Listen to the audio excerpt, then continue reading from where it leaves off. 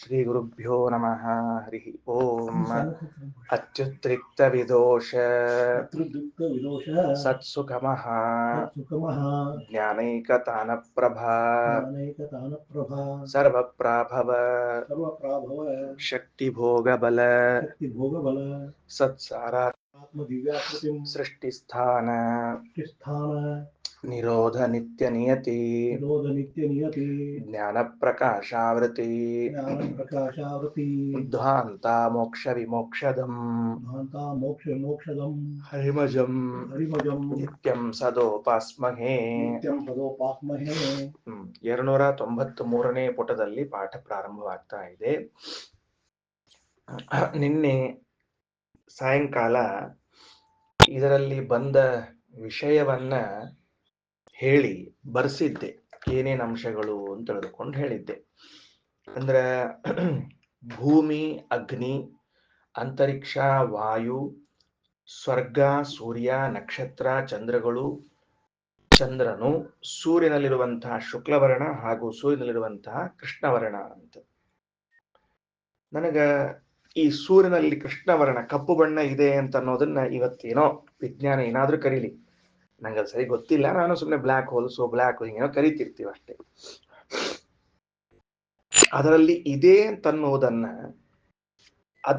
ಅವತ್ತಿನವ್ರು ಹೆಂಗೆ ಗುರುತಿಸಿದ್ರು ಅನ್ನೋದನ್ನ ಇವತ್ತು ಓದುವಾಗ ಒಂದು ಆಶ್ಚರ್ಯ ಆಯ್ತು ನನಗೆ. ಪಾಠದಲ್ಲಿ ಬರ್ತದೆ, ಹೇಳ್ತೀನಿ ಅದನ್ನ. ಅಂದ್ರೆ ಅಲ್ಲಿ ಅಷ್ಟು ದೂರದಲ್ಲಿ ಎಲ್ಲೋ ಆ ಬಿಳಿ ವರ್ಣದ ಮಧ್ಯದಲ್ಲಿ ಕಪ್ಪು ವರ್ಣವು ಒಂದು ಸರ್ಕಲ್ ಇದೆ ಅಂತ ಅನ್ನೋದನ್ನ ಗುರುತಿಸ್ಬೇಕು. ಅದರಲ್ಲಿ ವಾಯುದೇವರಿದ್ದಾರೆ ಅಂತ ಗುರುತಿಸ್ಬೇಕು. ವಾಯುದೇವರಿದ್ದಾರೆ ಅನ್ನೋದನ್ನ ಗುರುತಿಸ್ತಾರೆ ಅಂತ ಇಟ್ಕೊಳ್ರಿ, ಯಾಕಂದ್ರೆ ಉಪಾಸನೆ ಮಾಡ್ತಿರ್ತಾರೆ. ಆ ಕಪ್ಪು ವರ್ಣ ಇದೆ ಅಂತ ಅನ್ನೋದನ್ನ ಹೆಂಗ್ ಐಡೆಂಟಿಫೈ ಮಾಡಿದ್ರು ಅವರು?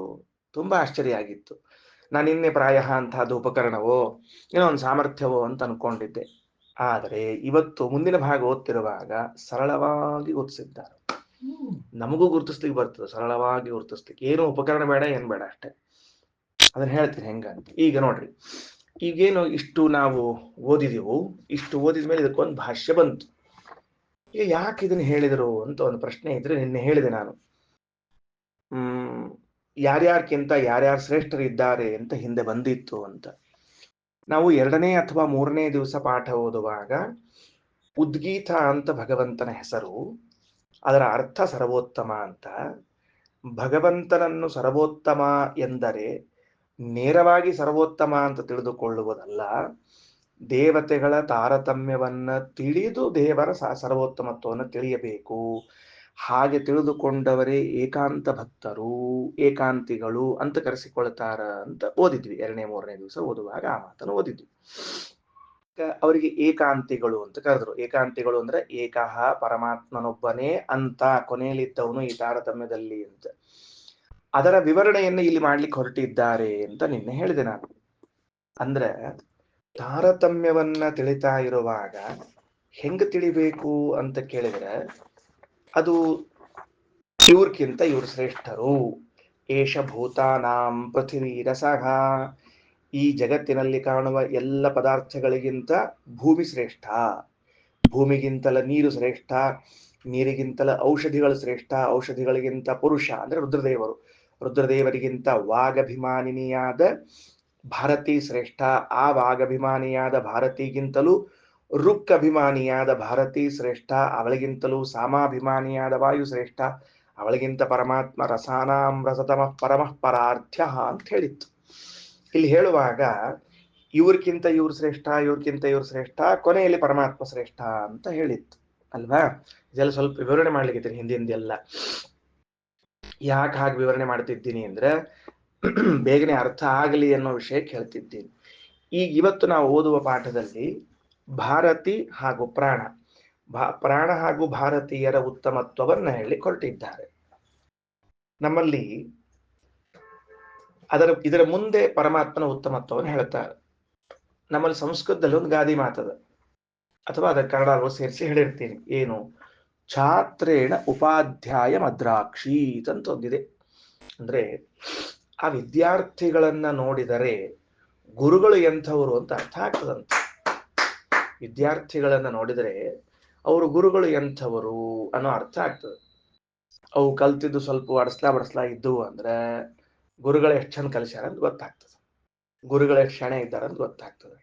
ವಿದ್ಯಾರ್ಥಿ ಪೂರ್ಣ ಶಣೆ ಇದ್ದ ಅಂತಂದ್ರೆ ಆಗ ಗುರುಗಳು ಎಷ್ಟು ಚಲೋ ಕಲಿಸ್ಯಾರ ಎಂಬುದು ಅರ್ಥ ಆಗ್ತದೆ.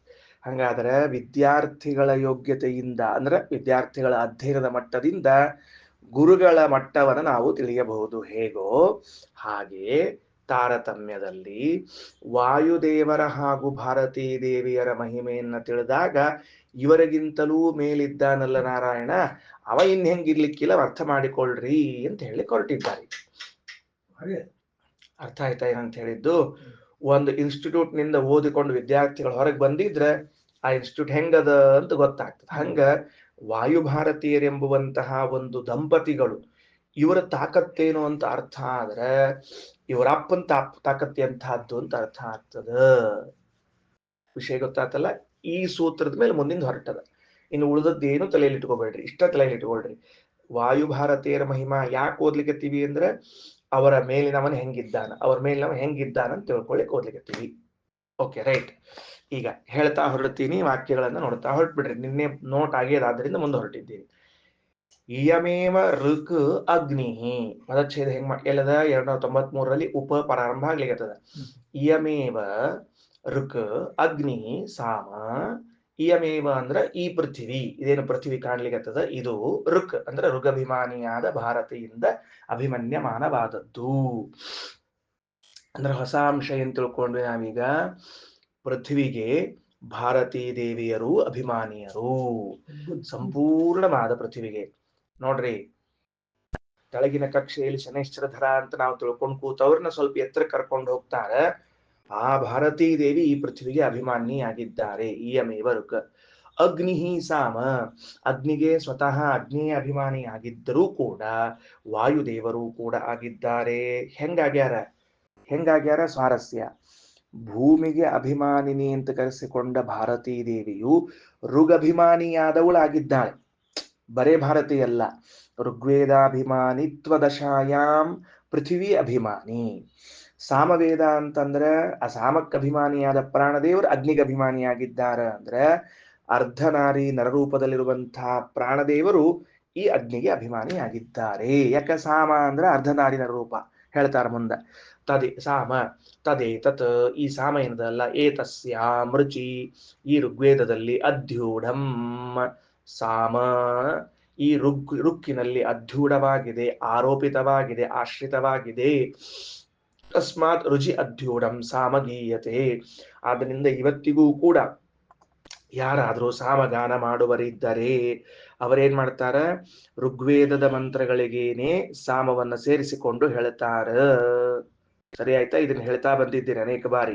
ತಸ್ಮಾತ್ ರುಚಿ ಅಧ್ಯೂಢಂ ಸಾಮಗೀಯತೆ. ಋಗ್ವೇದವನ್ನು ಆಶ್ರಯಿಸಿಕೊಂಡೇ ಸಾಮವನ್ನ ಹೇಳ್ತಾರ. ಅಂದ್ರ ಋಕ್ ಅಂದ್ರೆ ಯಾರು? ಭಾರತೀ ದೇವಿ. ಸಾಮ ಅಂದ್ರೆ ವಾಯುದೇವರು. ಅಧ್ಯೂಢ ಅಂದ್ರೆ ಆಶ್ರಯಿಸಿದ್ದು. ಭಾರತೀ ದೇವಿಯಲ್ಲಿ ವಾಯುದೇವರಿದ್ದಾರೆ, ಅರ್ಧನಾರಿಯರ ರೂಪದಲ್ಲಿ ಇದ್ದಾರೆ ಅಂತ ತಿಳಿದುಕೊಂಡು ಸಾಮವನ್ನ ಮಾಡ್ತಾರ. ಸಾಮಗೀಯತೆ. ಇಯಮೇವ ಸಾ ಅಗ್ನಿ ಅಮಃ ತತ್ಸಾಮ. ಇವಳೇ ಸಾ, ಅವನೇ ಅಮ, ಇಬ್ಬರು ಸೇರಿಕೊಂಡು ಸಾಮ ಆಗಿದ್ದಾರೆ. ಆಯ್ತಲ್ಲ? ಸರಿ ಆಯ್ತಲ್ಲ? ಇಯಮೇವ ಈ ಭಾರತೀ ದೇವಿಯೇ ಸಾ, ವಾಯುದೇವರೇ ಅಮ. ಹಿಂಗಾಗಿ ಅವರಿಬ್ಬರು ಏನಾದರೂ ಸಾಮ ಆದರು.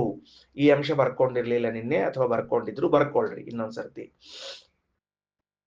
ಸಾಮ ಅನ್ನೋದನ್ನ ಬರ್ಕೋಬೇಕು ಮೊದ್ಲು. ಅದ್ರಾಗ ಸಾ ಪ್ಲಸ್ ಅಮ ಅಂತ ಬರ್ಕೋಬೇಕು. ಮತ್ತ ಬರ್ಕೊಂಡು ಸಾ ತೆಳಗ ಭಾರತಿ, ಅಮ ತೆಳಗ ವಾಯುದೇವರು ಬರ್ಕೊಂಡು ಈಕ್ವಲ್ಸ್ ಟು ಹಾಕೊಂಡು ಸಾಮ ಅಂತ ಬರ್ಕೋಬೇಕು. ಸರಿ ಆಯ್ತಾ? ಈಗ ವಿಷಯ ತಿಳಿತಾ? ಸಾಮ ಅನ್ನೋದು ಹೆಂಗ್ ಬಂತು ಅಂತ ಹೇಳಿ. ಹಾ, ಇರ್ಲಿ. ಮುಂದ ಇಯಮೇವ ಋಕ್ ಅಗ್ನಿ ಇಯಮೇವ ಋಕ್ ಅಗ್ನಿ ಸಾಮ ತದೇತದಸ್ಯಾಂ ರುಚಿ ಅಧ್ಯೂಢಂ ಸಾಮ ತಸ್ಮಾತ್ ರುಚಿ ಅಧ್ಯೂಢಂ ಸಾಮಗೀಯತೆ. ಇಯಮೇವ ಸಾ ಅಗ್ನಿರಮಸತ್ಸಾಮ. ಮುಗೀತು. ಈಗ ನೆಕ್ಸ್ಟ್ ಎರಡನೇ ಕ್ಯಾಟಗರಿ ಒಳಗ ಅಂತರಿಕ್ಷ ಬಂದಿತ್ತು, ನೀನೆ ಬರ್ಕೊಂಡದ್ದು. ಅಲ್ಲಿ ಹೋಗೋಣಂತ. ಅಂತರಿಕ್ಷಮೇವ ಋಕ್.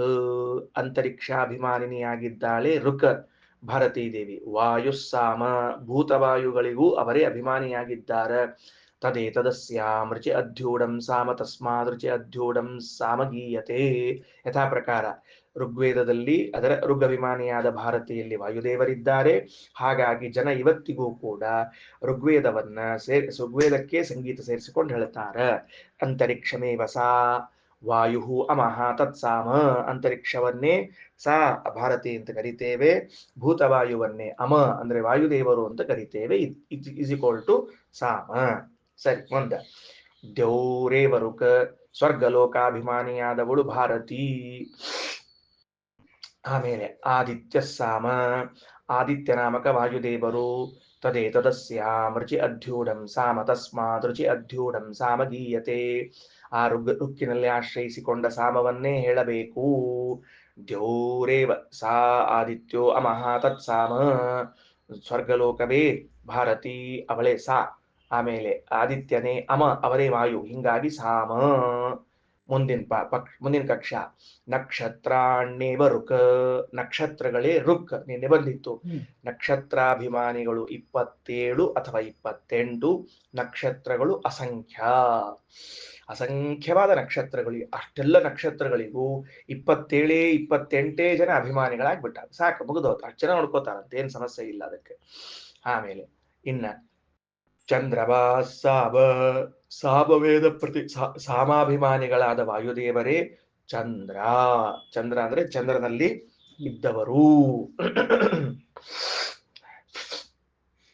ಅಂದ್ರೆ ಸೂರ್ಯ ಮತ್ತು ಚಂದ್ರರಲ್ಲಿ ಇಬ್ಬರಲ್ಲೂ ಯಾರಿದ್ದಾರೆ ಅಂತ ಆಯ್ತು, ಮುಖ್ಯ ಪ್ರಾಣದೇವರಿದ್ದಾರೆ ಅಂತ ಆಯ್ತು. ಇಷ್ಟ ವ್ಯವಸ್ಥೆ. ಇನ್ನ ತದೇತದಸ್ಯಾಂ ರುಚಿ ಅಧ್ಯೂಢಂ ಸಾಮ ತಸ್ಮಾತ್ ರುಚಿ ಅಧ್ಯೂಢಂ ಸಾಮ ಗೀಯತೆ. ನಕ್ಷತ್ರಾಣೇವ ಸಾ ಚಂದ್ರಮ ಅಮಹ ತತ್ಸಾಮ. ಇದು ಮೇಲಿನಂತೆ ಅದ. ಮುಂದೆ ಯದೇತದ ಆದಿತ್ಯಸ್ಯ ಶುಕ್ಲಂ ಭಾಹ. ಅದೇನು ಸೂರ್ಯನಲ್ಲಿ ಶುಕ್ಲವರ್ಣ ಇದೆಯೋ ಅವಳೇ ಸಾ, ಯಾರವಳು ಭಾರತೀ ದೇವಿ. ಸೈವರುಕ್ ಅಥ ಯನ್ನೀಲಂ ಪರಹ ಕೃಷ್ಣಂ. ಅದೇನು ನೀಲವರ್ಣ ಅಥವಾ ಕೃಷ್ಣವರ್ಣ ಇದೆಯಲ್ಲ ತತ್ಸಾಮ, ಅದೇನಪ್ಪಾ ಅದು ಸಾಮ ಪ್ರತಿಪಾದ್ಯರಾದವರು ಅಂತ.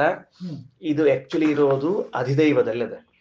ಇದರದ ನೆಕ್ಸ್ಟ್ ಅಧ್ಯಾತ್ಮದಲ್ಲಿ ಬಂದಾಗ ತಕ್ಷಣ ಏನ್ ಅರ್ಥ ಆಗ್ತದ ನಮಗ ಅಂತಂದ್ರ, ಓಹೋ ಈ ಅಭಿಪ್ರಾಯದಲ್ಲಿ ಹೇಳಿದರಾ ಅಂತ ಹೇಳಿದಂಗೆ ಗೊತ್ತಾಗ್ತದೆ. ಹೇಳಿದೆ ನಾನು ಆಗಲೇ ಏನಂತ, ಅಧ್ಯಾತ್ಮಕ್ಕೆ ಹೋದಾಗ ಮತ್ತೆ ನೆನಪು ಮಾಡ್ತೀನಿ, ಇಲ್ಲೇ ಹೇಳ್ತೀನಿ. ಋಷಿಗಳು ಏನ್ ಮಾಡ್ಕೊಂಡಾರ, ಬ್ರಹ್ಮಾಂಡ ಮತ್ತು ಪಿಂಡಾಂಡಗಳನ್ನ ಎರಡನ್ನೂ ಕೂಡ ಒಂದಕ್ಕೊಂದನ್ನ ಮಾಡೆಲ್ ಅಂತ ಮಾಡ್ಕೊಂಡ್ಬಿಟ್ಟ. ಈ ಪಿಂಡಾಂಡ ನೋಡಿ ಬ್ರಹ್ಮಾಂಡ ಹೆಂಗದ ಅಂತ ತಿಳ್ಕೊಳ್ಬಹುದು, ಬ್ರಹ್ಮಾಂಡ ನೋಡಿ ಪಿಂಡಾಂಡ ಹೆಂಗದ ಅಂತ ತಿಳ್ಕೊಳ್ಬಹುದು ಅಂತ ವ್ಯವಸ್ಥೆ ಅದ. ಅದರಲ್ಲಿ ಈ ದೇಹದಲ್ಲಿ ಇದೇನು ವಾಗೀಂದ್ರಿಯದ ನೋಡ್ರಿ, ಇಲ್ಲಿ ಅಗ್ನಿ ಇದ್ದಾನೆ. ಇದೇನು ಮೂಗದ, ಇದು ಅಂತರಿಕ್ಷ, ಇಲ್ಲಿ ವಾಯು ಇದ್ದಾನೆ. ಇದೇನು ಭಾಗ ಇದೆಯಲ್ಲ ಇದು ಸ್ವರ್ಗ, ಇಲ್ಲಿ ಆದಿತ್ಯನಿದ್ದಾನೆ ಅಂತದ. ಸರಿನಾ? ನೀವು ಕಣ್ಣನ್ನು ನೋಡಿಕೊಂಡ್ರೆ ನಿಮ್ಮ ಕಣ್ಣಿನಲ್ಲಿ ಕಪ್ಪು ವರ್ಣವು ಬಿಳಿ ವರ್ಣವು ಎರಡೂ ಅದ. ಅದನೋ ಇಲ್ಲೋ ಕಣ್ಣಿನಲ್ಲಿ ಕಪ್ಪು ವರ್ಣ ಬಿಳಿ ವರ್ಣ ಇಲ್ಲ. ಕಣ್ಣಿನ ಅಭಿಮಾನಿ ಯಾರು ಅಂತ ಕೇಳಿದ್ರೆ ಸೂರ್ಯ ಅಂತನ್ನೋದು ಸ್ಪಷ್ಟ. ಕಣ್ಣಿನ ಅಭಿಮಾನಿ ಯಾರು? ಸೂರ್ಯ. ಹಾಗಾದ್ರೆ ಇಲ್ಲಿರುವಂತಹ ಸೂರ್ಯ ಕಪ್ಪು ಬಿಳಿಯಿಂದ ಕೂಡಿದ್ದಾನೆ ಅಂದ್ರೆ ಅಲ್ಲಿರುವ ಸೂರ್ಯನು ಕೂಡ ಏನಾಗಿರ್ಬೇಕು? ಕಪ್ಪು ಬಿಳಿಯಿಂದಲೇ ಕೂಡಿರ್ಬೇಕಲ್ಲ ಅಂತ ಇಷ್ಟು ಸರಳ ಕೆಲಸ ಮಾಡ್ಯಾರ. ಏನು ದೊಡ್ಡ ಅದಕ್ಕೆ ಇದಕ್ಕೊಂದೇನು ಶಾಸ್ತ್ರನೇ ಬೇಕಾಗಿಲ್ಲ ಇದಕ್ಕೆ. ಅಲ್ರಿ, ಇಲ್ಲಿ ಕಣ್ಣಿಗೆ ಅಭಿಮಾನಿ ಸೂರ್ಯ ಅಂದಾಗ ನಿಮ್ಮ ಕಣ್ಣು ಕರಿ ಅದ ಬಿಳಿ ಅದ, ಅಲ್ಲಿ ಸೂರ್ಯಮಂಡಲದಲ್ಲಿ ಕಪ್ಪು ವರ್ಣ ಶುಕ್ಲವರ್ಣ ಇರ್ಲೇಬೇಕು. ಮತ್ತೆ ಅಂದ್ರೆ ನಮ್ಮ ದೇಹದಲ್ಲಿರುವಂತಹ ಒಂದೊಂದು ಭಾಗಗಳು ಹೊರಗಡೆಗೆ ಅಧ್ಯಾತ್ಮಕ್ಕೆ ಸಂಬಂಧಪಟ್ಟದ್ದವ. ಸೂರ್ಯಮಂಡಲಕ್ಕೊಬ್ಬ ಅಭಿಮಾನಿ ದೇವತಾ. ಆ ಸೂರ್ಯಮಂಡಲ ಅಭಿಮಾನಿ ದೇವತೆ ನಮ್ಮ ಕಣ್ಣಿನಲ್ಲಿ ಇದ್ದಾನೆ. ಹಂಗಾರೆ ಅವ ಇಲ್ಲಿರ್ಬೇಕಾದ್ರೆ ಅವನ ಮಂಡಲದ ಒಂದು ಝಳಕು ಕೂಡ ನಮಗೆ ಇಲ್ಲಿ ಕಾಣಿಸ್ಬೇಕಲ್ಲ. ಕಾಣಿಸಿದೆ. ಕಣ್ಣು ನೋಡ್ಕೊಳ್ರಿ, ಏನ್ ಕಾಣಿಸ್ತದ? ಮೊದಲು ಬಿಳಿ ಅದ, ಒಳಗಡೆಗೆ ಕಪ್ಪದ. ಹಾಗೆ ಸೂರ್ಯಮಂಡಲ ಬೆಳ್ಳಗದ, ಮೊದಲು ಒಳಗಡೆಗೆ ಬ್ಲಾಕ್ ಹೋಲ್ಸ್ ಅವ. ಆಯ್ತಲ್ಲ ಮತ್ತೆ ವ್ಯವಸ್ಥೆ. ಇಷ್ಟನ್ನ ಅನಾಲಿಸಿಸ್ ಮಾಡ್ರಿ ಅಂತ ತಿಳಿದುಕೊಂಡು ಹೇಳಿದ್ದಾರೆ. ಇದು ಮುಂದೆ ಅಧ್ಯಾತ್ಮದಲ್ಲಿ ಬಂದಾಗ ಬೇಗನೆ ಅರ್ಥ ಆಗ್ತದ ಅಂತ ತಿಳಿಸಿದ್ದು. ಯತ್ ಏತದ ಆದಿತ್ಯಸ್ಯ ಶುಕ್ಲಂ ಭಾಹ. ಸೂರ್ಯನಲ್ಲಿ ಏನು ಶುಕ್ಲವರ್ಣ ಇದೆಯೋ ಅದೇ ಸೈವರುಕ್, ಅವಳೇ ಭಾರತಿ. ಎನ್ ನೀಲಂ ಪರಃ ಕೃಷ್ಣಂ, ಅದೇನು ನೀಲವರ್ಣ ಕಪ್ಪು ವರ್ಣ ಅದನೋ ತತ್ಸಾಮ, ಅದೇ ವಾಯುದೇವರು. ತದೇತದಸ್ಯಾಂ ರುಚಿ ಅಧ್ಯೂಢಂ ಸಾಮ ತಸ್ಮಾತ್ ರುಚಿ ಅಧ್ಯೂಢಂ ಸಾಮ ಗೀಯತೆ. ಯದೇತಿ ದೇವಾದಿತ್ಯಸ್ಯ ಶುಕ್ಲಂ ಭಾಹ ಸೈವ ಸಾಮ ಎನ್ನೀಲಂ ಪರಃ ಕೃಷ್ಣಂ ತದಮಹ ತತ್ಸಾಮ. ಹಿಂಗ ಇಷ್ಟು ಕಡೆ ತಿಳ್ಕೊಳ್ರಿ. ಸರಿ, ಈಗ ಇದನ್ನೆಲ್ಲ ಸ್ಥಳಗಳನ್ನ ಗುರುತಿಸಿದ್ವಿ ನಾವು. ಹೇಳಿದ್ರಿ, 5 ಸ್ಥಳ ಹೇಳಿದ್ರಿ. 5 ಸ್ಥಳಗಳನ್ನು ನಾವು ಗುರುತಿಸಿದ್ವಿ. ಲಾಭ ಏನ್ ನಮಗ, ಪ್ರಯೋಜನ ಏನಾಯ್ತು? ಇದರಿಂದ ಒಂದ ನಾಲೆಜ್ ಬೆಳಿಬೇಕು, ಇಲ್ಲ ಪುಣ್ಯ ಬರಬೇಕು, ಇಲ್ಲ ಇದ್ರ ಮುಂದಿನ ಹೋಗ್ಲಿಕ್ಕೆ ಅನುಕೂಲ ಆಗ್ಬೇಕು. ಏನಾಯ್ತು ಅಂದ್ರ ಇವರು ವಿದ್ಯಾರ್ಥಿಗಳು, ಈ ವಿದ್ಯಾರ್ಥಿಗಳ ಸಾಮರ್ಥ್ಯವೇ ಇಷ್ಟದ, ಮುಂದಿನ ಪುಟ ತಿರುಗಿಸಿದ್ರೆ ಅವ್ರ ಗುರುಗಳ ಮಹಿಮಾ ಹೇಳಿಕ್ ಶುರು ಮಾಡ್ತೀವಿ ತಿಳ್ಕೊಳ್ರಿ. ವಾಯುದೇವರು ಆ ಸೂರ್ಯಮಂಡಲ ಎಷ್ಟು ಲೈಟ್ ವರ್ಷ ದೂರದನೋ ಗೊತ್ತಿಲ್ಲ ನಮ್ಮಿಂದ, ಅದು ಎಷ್ಟೋ ಲೈಟ್ ಇಯರ್ಸ್ ದೂರದ ಸೂರ್ಯಮಂಡಲ. ಅಷ್ಟು ಲೈಟ್ ಇಯರ್ಸ್ ದೂರ ಇರುವಂತಹ ಸೂರ್ಯಮಂಡಲದ ಒಳಗಿರುವ ಕಪ್ಪು ಭಾಗದಲ್ಲಿ ಇದ್ದು ಸಾಮಾಂತ ಕರೆಸಿಕೊಂಡು ನಿರಂತರವಾಗಿ ಅಲ್ಲಿ ಭಗವಂತನ ಆರಾಧನೆ ಮಾಡ್ತಾರ, ನಮಗ್ ಬೆಳಕು ಕೊಡ್ತಾರ. ಅದು ಶುಕ್ಲವರ್ಣ ಏನ್ ಬರ್ತಾ ಇದೆ ಅದು ಭಾರತೀ ದೇವಿ ಇದ್ದಾಳ. ನಿನ್ನೆ ಹೇಳಿದ್ವಿ ಏನಂತ, ಆ ಸೂರ್ಯನಲ್ಲಿ ಕುಳಿತುಕೊಂಡು ಪರಮಾತ್ಮ ತನ್ನನ್ನೇ ತಾನು ಓಂ ಓಂ ಓಂ ಅನ್ಲಿಕ್ಕೆ ತಾನ ಅಂತ ತಿಳ್ಕೊಂಡು, ಯಾಕ ಇತರರಿಗೆ ಶಿಕ್ಷಣ ಕೊಡಬೇಕು ಅಂತ. ಈಗ ಒಂದ್ ಸ್ವಲ್ಪ ಸೇರಿಸ್ಕೊಳ್ರಿ, ಆ ಸೂರ್ಯ ಮಂಡಲದಲ್ಲಿ ಪರಮಾತ್ಮ ಕುಳಿತುಕೊಂಡು ಓಂ ಓಂ ಓಂ ಅಂತ ಜಪ ಮಾಡ್ತಿದ್ರೆ ಸಾಮ ಅಭಿಮಾನಿಗಳಾದ ವಾಯುದೇವರು ಅಲ್ಲೇ ಕುಳಿತುಕೊಂಡು ಆ ಓಂಕಾರವನ್ನ ತೆಗೆದುಕೊಂಡು ಸಾಮ ಸೇರಿಸಿ ಗಾಯನವನ್ನು ಮಾಡ್ಲಿಕ್ಕೆ, ಅಪ್ಪ ಹೇಳಿದ ಮಂತ್ರಕ್ಕೆ ಮಗ ಸಾಮ ಸೇರಿಸಿ ಸಂಗೀತ ಮಾಡ್ಲಿಕ್ಕತ್ತಾರ. ಅಪ್ಪ ಒಂದ್ ಸ್ವಲ್ಪ ಹಾಡಿ ಎತ್ತಿ ಕೊಟ್ರೆ ಮಗ ಮುಂದೆ ಬೆಳೆಸ್ಕೊಂಡು ಹೋದ ಸಂಗೀತ ಅಂತ ಅನ್ನಂಗಿಲ್ವೇ? ಅಪ್ಪ ಮಕ್ಕಳಿಬ್ರು ಸಂಗೀತಗಾರರಿದ್ರೆ ಇಬ್ರು ಒಂದೇ ಕಚೇರಿಯಲ್ಲಿ ಕುತ್ಕೊಂಡು ಸಂಗೀತ ಮಾಡ್ತಿದ್ರೆ ಹಾಗೆ ಆಗ್ತಿರ್ಲಿಲ್ವೋ? ಹಾಗೆ ಅದೇ ಸಂಗೀತಗಳೇ ಧ್ವನಿ ರೂಪದಲ್ಲಿ ಎಲ್ಲ ಕಡೆಗೆ ಹರಡಿಕೊಂಡಿವೆ. ಅವೇ ಸ್ವಲ್ಪ ಅವಾಗ ಇವಾಗ ನಮಗ ಕಿವಿಗೆ ಬೀಳ್ತಿರ್ತಾವ. ಈಗ ಸಂಗೀತದ ಲಾಭ ಅಥವಾ ಸಾಮಗಾನದ ಲಾಭ ಏನು ಅಂತ ಅರ್ಥ ಆಯಿತು. ಇದನ್ನ ಕೇಳಿಸಿಕೊಳ್ಳಿಕ್ ಸ್ವಲ್ಪ ಕಿವಿ ಬೇಕಷ್ಟ. ನಮಗ ಏನ್ ಬೇಕು? ಸ್ವಲ್ಪ ಕಿವಿ ಬೇಕು. ಅದಕ್ಕೆ ಐತರೇಯ ಉಪನಿಷತ್ತಿನಲ್ಲಿ ಕೊನೆಗೆ ಹೇಳುವಾಗ ಕೆಲವು ಸೂಚನೆಗಳು ಬಂದ್ರೆ ನಿಮಗೆ ಮರಣ ಹತ್ರ ಬಂದಿದೆ ಅಂತ ತಿಳ್ಕೊಳ್ರಿ ಅಂತ ಹೇಳಿದ್ರಲ್ಲ, ಅವಾಗ ಒಂದ್ ಹೇಳಿದ್ರು. ಏನ್ ಹೇಳಿದ್ರು? ಕಿವಿ ಒಳಗ ಬೆರಳಿಟ್ಕೊಳ್ರಿ, ಒಳಗಡೆಗೆ ನಿಮಗ ಓಂ ಒಂದು ಶಬ್ದ ಕೇಳಿಸ್ತದೋ ಇಲ್ಲೋ ನೋಡ್ಕೊಳ್ರಿ. ಕೇಳಿಸ್ಲಿಲ್ಲ ಅಂದ್ರೆ ಮರಣ ಹತ್ರ ಬಂದದ, ಕೇಳಿಸಿದ್ರೆ ಬದುಕ್ತೀರಿ ಅಂತ ಅರ್ಥ. ಅದು ಯಾವುದು ಅಂದ್ರೆ ಅದೇ ಈ ವಾಯುದೇವರು ಒಳಗೆ ಕೂತ್ಕೊಂಡು ಪರಮಾತ್ಮ ಮಾಡಿದ ಓಂಕಾರವನ್ನ ಬೆಳೆಸುವಂತಹ ನಾದ. ಇಲ್ಲೇ ಹೇಳ ಯಾರು ಹಂಗ್ ಮಾಡ್ತಾರ ಅಂತ ತಿಳ್ಕೊಂಡು ಹೇಳಿ. ಆದ್ದರಿಂದ ಮರೆಯದೆ ನಾವೇನ್ ತಿಳ್ಕೋಬೇಕು, ಈ ಎಲ್ಲ ಅಂಶಗಳು ವಾಯುದೇವರಿಗೆ ಭಾರತೀ ದೇವಿಗೆ ಇದೆ. 294 ಮುಂದೋಗೋಣಂತ ಪಾಠಕ್ಕ. ಅದರಲ್ಲಿ ಹೇಳ್ತಾರ, ಅಗ್ನಿ ಈರ ಸೂರ್ಯ ನಿಲೇಶು ವಾಯುಸ್ಥ ಸಾಮದೇವತಾ. ಅಗ್ನಿಯಲ್ಲಿ, ಈರ ಮತ್ತ ವಾಯುವಿನಲ್ಲಿ, ಭೂತವಾಯುವಿನಲ್ಲಿ, ಸೂರ್ಯನಲ್ಲಿ, ಆಮೇಲೆ ನೀಲೇಶು ಅಂದ್ರೆ ಆ ನೀಲಿ ವರ್ಣದಲ್ಲಿ, ವಾಯುಸ್ಥ ಸಾಮದೇವತಾ ವಾಯುದೇವ, ಆ ವಾಯುವಿನಲ್ಲಿದ್ದ ಸಾಮದೇವತೆಗಳಿದ್ದಾರೆ. ಊರ್ವಿ ವಿಯದ್ದು ಶುಕ್ಲೇಶು ಋಗ್ ದೇವಿ ಸ್ಥಾ ಸಾ ಸರಸ್ವತಿ. ಭೂಮಿಯಲ್ಲಿ, ಆಮೇಲೆ ಅಂತರಿಕ್ಷದಲ್ಲಿ, ಸ್ವರ್ಗಲೋಕದಲ್ಲಿ, ಬಿಳಿವರ್ಣದಲ್ಲಿ, ರುಕ್ಕಿನಲ್ಲಿ ಆ ಸರಸ್ವತಿ ಇದ್ದಾಳ. ಓದ್ಕೊಂಡ್ ಬಂದಿವಲ್ಲ ಈಗೆಲ್ಲ, ಅದನ್ನೇ ಇಲ್ಲಿದನೆ ಓದ್ಕೊಂಡು ಬಂದಿದ್ದೇವೆ. ಸೇತಿ ಭಾರ್ಯಾ ಹಿ ವಾಗ್ದೇವಿ, ಸಾ ಅಂತ ಕರ್ಷೋತಾಳ ಭಾರ್ಯಾ ವಾಗ್ದೇವಿ ಸರಸ್ವತಿ ಭಾರತೀ ದೇವಿ. ಪ್ರಾಣೋ ಅಮಃ ಪತಿರಿತೀರಿತ, ಪ್ರಾಣದೇವರೇ ಅಮಃ ಅಂತ ಕರ್ಸ್ಕೊಂಡಾರ. ಸೊ ಏವಂತೌ ಸಾಮನಾಮಾನೌ, ಹಿಂಗಾಗಿ ಅವರಿಬ್ರು ಸೇರ್ಕೊಂಡು ಸಾಮ ಅಂತ ಕರ್ಸ್ಕೊಂಡಾರ. ಉಭಾವೇವಾಪ್ಯುದಾಹೃತೌ, ಇವರಿಬ್ಬರೇ ಹಿಂಗ ಕರೆಸಿಕೊಂಡವರು. ಅಥೋ ಹಿ ಸಾಮವೇದೋಯಂ ಋಕ್ ಸಾಮಾತ್ಮಕ ಏರಿತ, ಆದ್ದರಿಂದ ಸಾಮವೇದ ಅಂದ್ರೇನೆ ಋಕ್ ಮತ್ತು ಸಾಮಗಳಿಂದ ಕೂಡಿಕೊಂಡದ್ದು ಅಂತ ತಿಳಿದುಕೊಳ್ಳ್ರಿ. ಆಯ್ತು, ಅಭ್ಯಾಸ ಮಾಡಿ ಆಯ್ತು. ನಾವೀಗ ಇದಿಷ್ಟು ನಿನ್ನೆ ಬರೆಸಿದ್ದು, ಇವತ್ತು ಓದಿದ್ದು, ಕೇಳಿದ್ದು ಅರ್ಥ ಆಯ್ತು. ಸೊ ಅಂತತೋಗತ್ವ ತಾರತಮ್ಯದಲ್ಲಿ ಯಾರು ಆದ ಕೂಡ್ಲೆ ಪರಮಾತ್ಮ ಬರ್ತಾನೋ, ಸಾಮ್ನಃ ಉದ್ಗೀತ ಅಂತಲ್ಲಿ ಹೇಳ್ಯಾರ. ಮಧ್ಯದಲ್ಲಿರುವಂತಹ ಮಹಾಲಕ್ಷ್ಮಿ ಕಕ್ಷೆಯನ್ನ ಸ್ಕಿಪ್ ಮಾಡ್ಯಾರ. ಅದರಿಂದಾಗಿ ಅದನ್ನ ಬಿಟ್ಟು ಸಾಮ್ನಃ ಉದ್ಗೀತ, ಸಾಮದ ಆದ ಕೂಡಲೇ ಉದ್ಗೀತ ಬರ್ತಾನಂದ್ರೆ ಸಾಮ ಯಾರು ಅಂತ ಕೇಳಿದ್ರೆ ಇಷ್ಟು ದೊಡ್ಡ ಪ್ರಪಂಚದಲ್ಲಿ ಹರಡಿಕೊಂಡು ತನ್ನ ಆಡಳಿತವನ್ನು ನಡೆಸ್ತಾ ಇದ್ದಾನ, ಅಂತಹ ಸಾಮನ ಮೇಲಿದ್ದಾನ ಈತ ನಮ್ಮ ಸ್ವಾಮಿ. ಸಾಮನ ಮೇಲಿದ್ದ ಸ್ವಾಮಿ ಅಂತ ತಿಳ್ಕೊಳ್ರಿ. ಅದನ್ನೀಗ ಶುರು ಮಾಡ್ತಾರೆ. ಈಗ ತಗೊಳ್ರಿ, ಏನಂತ ಶುರು ಮಾಡ್ತಾರ. ಅಥ ಯೇಷೋ ಅಂತರಾದಿತ್ತೇ ಹಿರಣ್ಮಯ ಪುರುಷಃ ದೃಶ್ಯತೆ, ಹಿರಣ್ಯಶ್ಮಶ್ರು ಹಿರಣ್ಯಕೇಶಃ ಆಪ್ರಣಕಾತ್ ಸರ್ವಗೇವ ಸುವರ್ಣಃ. ಈ ಸೂರ್ಯಮಂಡಲದ ಮಧ್ಯದಲ್ಲಿರುವಂತಹ ಪರಮಾತ್ಮನನ್ನ ಪರಿಚಯ ಮಾಡಿಸ್ಲಿಕ್ಕತ್ತಾರ. ಈಗ ನಿಮಗೆ ಏನ್ ಮಾಡಿಸ್ಲಿಕ್ಕತ್ತಾರ? ಪರಿಚಯ ಮಾಡಿಸ್ಲಿಕ್ಕತ್ತಾರ. ನೋಡ್ಕೊಳ್ರಿ. ಅಥ ಇದು ಪ್ರಕರಣಾಂತರ ಹೊರಡಿತು ಬೇರೆ ಒಂದು ಹೊರಡಿತು. ಈಗ ಯಯೇಷ ಆದಿತ್ಯ ಆದಿತ್ಯೇ, ಈ ಸೂರ್ಯಮಂಡಲದ ಒಳಗಡೆ ಇರುವಂತಹ ಸರಸ್ವತಿ ಪರಂ ವಾಯುದೇವರಿಗಿಂತಲೂ ಹಿರಣ್ಮಯ ಪುರುಷ. ಹಿರಣ್ಮಯ ಪುರುಷ ಅಂದ್ರೆ ಅರ್ಥ ಏನು? ಸಾಮಾನ್ಯವಾಗಿ ಸುವರ್ಣವರ್ಣ ಅಂತ ಅನಿಸ್ತಿರ್ತದೆ. ಏನು? ಹಿರಣ್ಮಯ ಅಂದ್ರೆ ಬಂಗಾರ, ಬಂಗಾರದ ಮೈ ಬಣ್ಣದವನಂತೆ ಇದ್ದವನು ಅಂತ. ಹಿಂದಕ್ಕೊಂದ್ ಕಡೆಗೆ ಐತರೇಯದಲ್ಲಿ ಓದಿದ್ದೀವಿ, ಅಥವಾ ಬೇರೆ ಉಪನಿಷತ್ತಿನ ಭಾಷೆದಲ್ಲಿ ಓದಿದ್ದೀವೋ ನೆನಪಿಲ್ಲ. ಹಿರಣ್ಮಯ ಅಂತಂದ್ರೆ ಅದಕ್ಕೆ ಅರ್ಥ ಬರೀತಾರ ಶ್ರೀಮದಾಚಾರ್ಯರು ಬೇರೆ ಕಡೆಗೆ.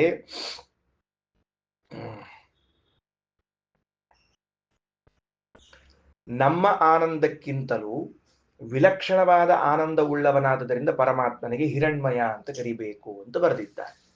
ಬರ್ಕೊಂಡು ಇಟ್ಕೊಳ್ರಿ ಇನ್ನೊಂದ್ಸಲೆ. ಏನು ಅಂತಂದ್ರ ಹಿರುಕ್ ಅಂದ್ರ ಸುಖ. ಹಿರುಕ್ ಹಿರಣ್ಮಯ ಅನ್ನೋಲ್ಲಿ ಹಿರುಕ್ ಅಂದ್ರೆ ಸುಖ.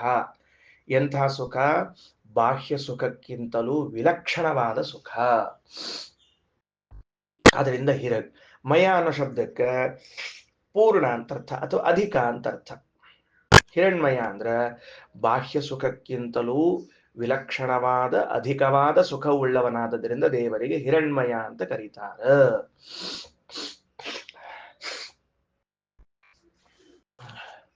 ಹಿರಣ್ಮಯ ಅನ್ನೋ ಶಬ್ದವನ್ನು ಹೇಳಿಕತೀವಿ. ಸೂರ್ಯಾಂತರ್ಗತನಾದ ಭಗವಂತನೇನಿದ್ದಾನೋ ಅವನು ಲೋಕದಲ್ಲಿ ಏನೇನು ಸುಖ ಅಂತಿದೆಯೋ ಅಂತಹ ಸುಖಕ್ಕಿಂತಲೂ ವಿಲಕ್ಷಣವಾದ, ಅರ್ಥಾತ್ ಭಿನ್ನವಾದ ಮತ್ತು ಅತ್ಯಧಿಕವಾದ ಸುಖವುಳ್ಳವನಾದ್ರಿಂದ ದೇವರಿಗೆ ಹಿರಣ್ಮಯ ಅಂತ ಕರೀತಾರ. ಕರೀತಾ ಅಂದ್ರ ಮೃತ್ಯಾನಂದೋ ಪೂರ್ಣ ನಿತ್ಯವು ತೇನ ಹಿ ಹಿರಣ್ಮಯ. ಅವ ಏನ್ ತಿಳ್ಕೊಂಡಾರ?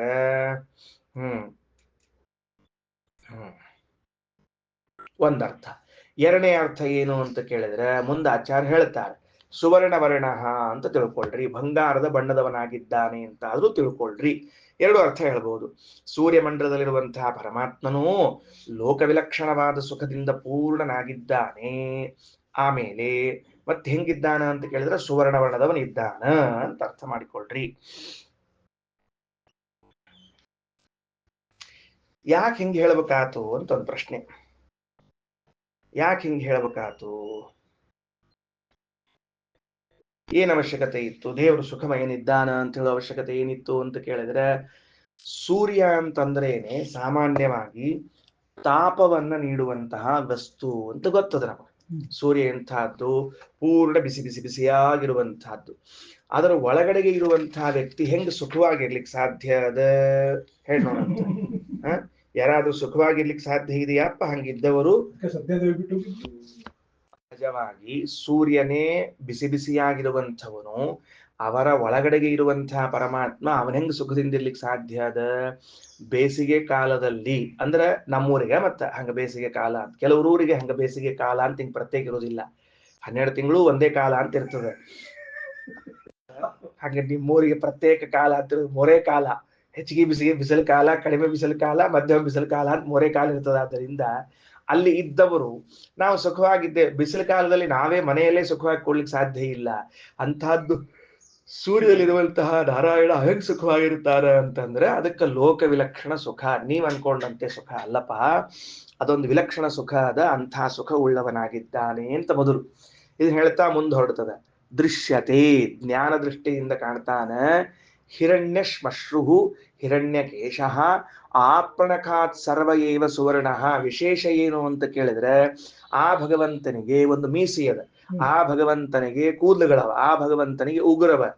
ಸ್ವಾರಸ್ಯ ಏನು ಅಂದ್ರೆ ಅವೆಲ್ಲವೂ ಕೂಡ ಆನಂದಮಯವಾದದ್ದೇ ಅವ.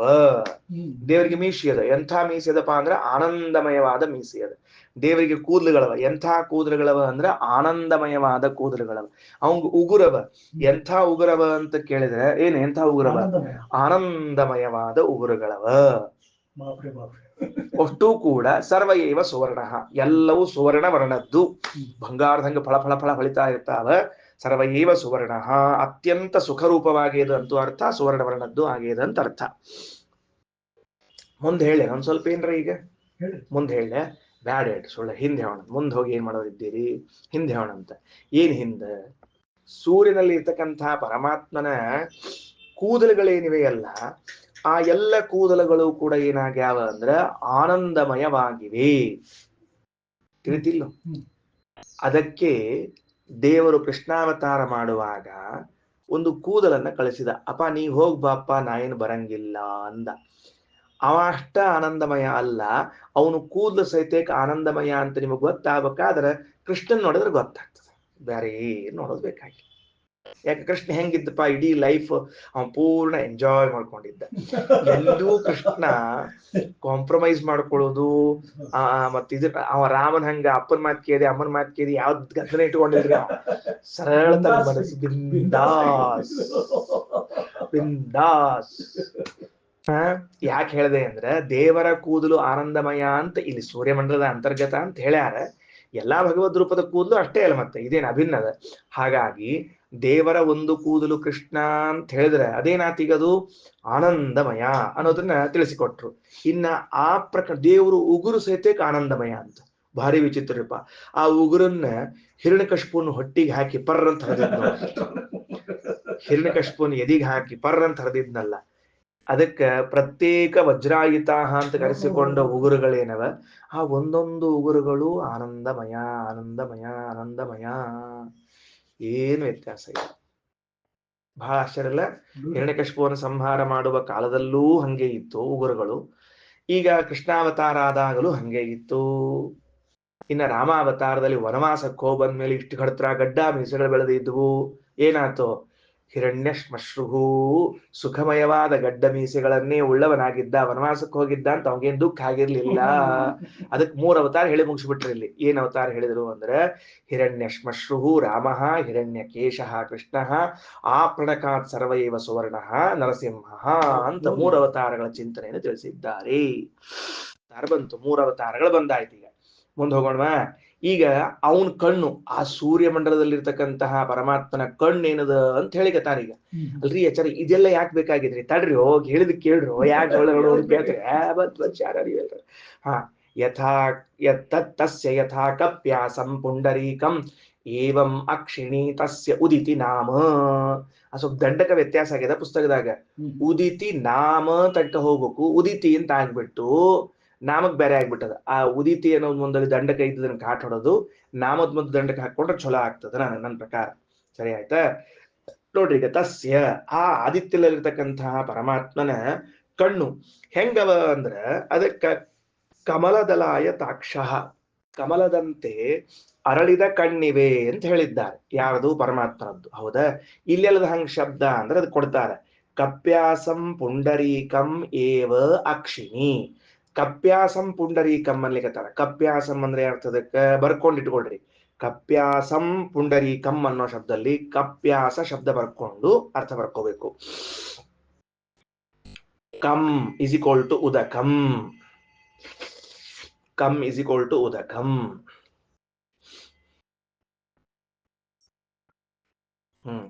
ಕಂ ಇಸ್ ಈಕ್ವಲ್ ಟು ಉದಕಂ ಅಂದ್ರೆ ಬ್ರಾಕೆಟ್ನಾಗ ನೀರು ಇನ್ನ ಪಿ ಅಂದ್ರ ಪಿಬನ್ ಕುಡಿಯುತ್ತಾ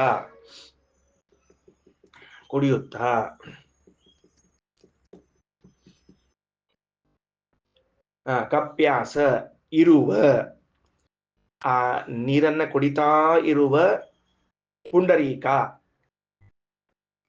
ಕೆಂಪು ಕಮಲ ಪುಂಡರೀಕ ರಕ್ತ ಪದ್ಮ ಕೆಂಪು ಕಮಲ ಹೇಗಿದೆಯೋ ಹಾಗೆ ಭಗವಂತನ ಕಣ್ಣಿದೆ ಏನಂಗಂದ್ರ ಅಲ್ರಿ ನೀರ್ ಕುಡಿತಾ ಇರೋ ಕಮಲದಂತೆ ಇರುವ ಕೆಂಪು ಕಮಲದಂತೆ ಇರುವ ಕಣ್ಣು ಅಂತಂದ್ರ ಅರ್ಥ ಏನದಕ್ಕ ನೀರ್ ಕುಡ್ಕೋತ ಹಿಂಗ್ ನೀರ್ ಕುಡ್ಕೋತದೆ ಅದೇನ್ ಕಮಲ ಹಿಂಗ ಹೆಂಗ ಅರ್ಥ ಮಾಡ್ಬೇಕು ನೀರ್ ಕುಡ್ಕೋದಿರಂತ ಯಾವ ಕಮಲವು ಇನ್ನೂ ನೀರಿನಲ್ಲಿಯೇ ಅದು ದೇಟು ಉಳ್ಳದ್ದಾಗಿ ಕೆಳಗಿನ ಭಾಗ ನೀರ್ ಹಿರಿತಾ ಇದೆಯೋ ಅಂತಹ ಕೆಂಪು ಕಮಲದಂತೆ ಕಣ್ಣು ಅಂತ ಅರ್ಥ ಅದ್ ಯಾಕೆ ಹೇಳಿದ್ರಿ ಅಂದ್ರೆ ಇನ್ ಕೇಸ್ ನೀವು ಕಮಲವನ್ನ ಕಿತ್ತಿ ಬೇರೆ ಕಡೆಗೆ ತಂದಿಟ್ರೆ ಅದು ಮುರ್ಜಾ ಜಾತಾ ಹೇ ಕೆಲವೊಮ್ಮೆ ಏನಾಗ್ಬಿಡ್ತದ ಅದು ಒಣಗ್ತದ ಬಾಡ್ತದ ಅದಕ್ಕೆ ನೀರಿನಿಂದ ಡಿಟ್ಯಾಚ್ ಆದ ಕಮಲ ಅಲ್ಲ ನೀರಿನ ಅಟ್ಯಾಚ್ ಆದ ಕಮಲ ಅಂದ್ರೆ ಅರಳಿದ ಕಮಲ, ಅದಕ್ಕೆ ದೇವರ ಕಣ್ಣು ಹಂಗದ ಅಂತ ತಿಳಿಸ್ಲಿಕ್ಕೆ ನೀರಿನಲ್ಲಿ ಇರುವ ಕಮಲದಂತೆ ಕೆಂಪಾದ ಕಣ್ಣು ಅಂತ ಬರೆದಿದ್ದಾರೆ.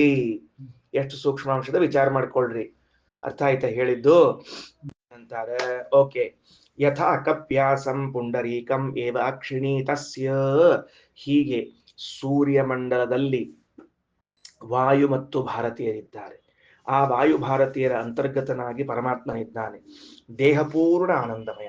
ಆ ದೇಹಪೂರ್ಣ ಆನಂದಮಯ ಅಂದ್ರೆ ಅವನ ಕೂದಲುಗಳೂ ಆನಂದಮಯ, ಅವನ ಮೀಸೆಯೂ ಗಡ್ಡಗಳೂ ಆನಂದಮಯ, ಅವನ ದೇಹದ ಅಂಗ ಉಪಾಂಗಗಳೂ ಆನಂದಮಯ, ಉಗುರೂ ಕೂಡ ಆನಂದಮಯ, ದೇಹಪೂರ್ಣ ಸುವರ್ಣವರ್ಣ. ಇಂತಹ ಪರಮಾತ್ಮನ ಕಣ್ಣು ಹೇಗಿದೆ ಅಂತ ಕೇಳಿದ್ರೆ ಕಮಲದ ನಾಳ ಅದು ನೀರಿನಲ್ಲಿ ಇದೆ. ಆ ನೀರಿನಲ್ಲಿಯೇ ಇರುವಂತಹ ನಾಳದಿಂದ ಕೂಡಿದ ಕಮಲ ಸದಾ ಅರಳಿರುವಂತಹದ್ದು. ಅಂಥ ರಕ್ತವರ್ಣದ ಕಮಲದಂತೆ ಪರಮಾತ್ಮನ ಕಣ್ಣುಗಳಿವೆ. ಇಂಥ ಪರಮಾತ್ಮನಿಗೆ ಉತ ಅಂತ ಹೆಸರು. ಈ ಹೊಸಾದ್ ಬಂತೀಗ. ಎದಕ್ ಬರ್ಬೇಕು ಈಗ? ಉದ್ಗೀತ ಬರ್ಬೇಕಲ್ಲ, ಅಲ್ಲಿ ಬಂತೀಗ. ಈ ಪರಮಾತ್ಮನಿಗೆ ಉತ್ ಅಂತ ಹೆಸರು ಬರ್ದಿಟ್ಕೊಳ್ರಿ. ಯಾಕ ಅಂದ್ರ ತಸ್ಯ ಉದಿತಿ ನಾಮ. ಕಾರಣ ಏನು? ಸ ಏಷ ಸರ್ವೇಭ್ಯ ಪಾಪ್ಮೆ ಪಾಪ್ಮಭ್ಯ ಉದಿತಃ. ಯಾವ ವ್ಯಕ್ತಿ ಎಲ್ಲ ಪಾಪಗಳಿಂದ ಉದ್ಗತನಾಗಿದ್ದಾನೋ ಅವನನ್ನ ಉತ್ ಅಂತ ಕರಿಬೇಕು. ಎಷ್ಟು ಚಂದ ಉಪನಿಷತ್ತು ಹೇಳ್ತದೆ ಅಂದ್ರೆ ಪಾಪರಹಿತನಾದದ್ದರಿಂದಲೇನೆ ದೇವರಿಗೆ ಉತ ಉತ ಅಂತ ಕರಿಬೇಕು. ಗೊತ್ತಾಯ್ತಾ? ಬರ್ಕೊಂಡ್ರ ಎಲ್ಲಾರು? ಉದ್ಗೀತ ಅಂತ ಅನ್ನುವಲ್ಲಿ ಬರುವಾಗ ಈಗ ಒಂದರ್ಥ ಏನ್ ಹೇಳಿದ್ವಿ ಹಿಂದಕ್ಕ, ಉಚ್ಚೈಹಿ ಗೀತತ್ವಾತ್ ಉದ್ಗೀತ ಅಂತ ಹೇಳಿದ್ವಿ. ಸರ್ವೋತ್ತಮನಾದ್ರಿಂದ ಉದ್ಗೀತ ಅಂತ ಹಿಂದೊಂಬರ್ಸಿದ್ವಿ. ಈಗ ಅರ್ಥ ಏನ್ ಹೇಳಿಕತ್ತೀವಿ ಅಂದ್ರ ಉತ ಅಂದ್ರ ಉದ್ಗಮನ, ಹೊರ ಹೊರಡುವುದು. ಎಲ್ಲಿಂದ? ಎಲ್ಲ ಪಾಪಗಳಿಂದ ದೂರ ಇದ್ದವನು. ಬರ್ಕೊಳ್ರಿ. ಉತ ಅನ್ನೋ ಶಬ್ದಕ್ಕ ದೋಷ ದೂರ ಅಂತ ಅರ್ಥ.